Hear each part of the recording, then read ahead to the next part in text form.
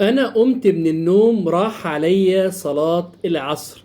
هل أصليه دلوقتي يا شيخ ولا أصليه مع عصر تاني يوم؟ سؤال جميل جدا جدا يا جماعة.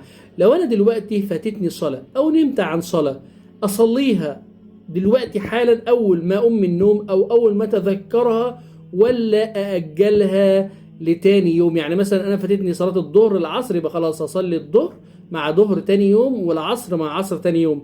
هل الكلام ده صح؟ لا طبعا غلط يا جماعة.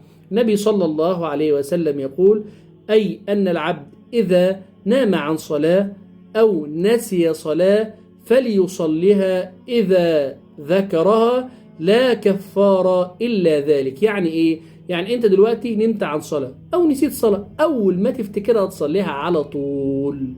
محدش يا جماعة يأجل الصلوات لتاني يوم، لأن في ناس كتير جدا خلاص أنا ضيعت الفجر، ضيعت الظهر، ضيعت العصر، ضيعت أي فرض، أقول بقى ده أنا عشان أصليه عشان كده خرج وقته، لا ده أنا هصليه مع ظهر تاني يوم مع فجر تاني يوم. لا يا جماعة الكلام ده خطأ. يبقى أنا لو فاتتني صلاة أصليها الآن، قمت من النوم أصليها دلوقتي، كنت ناسي وافتكرت اصليها دلوقتي، حصل ظرف اصليها دلوقتي، ما اجلهاش لبكره. جزاكم الله كل خير، والسلام عليكم ورحمه الله وبركاته.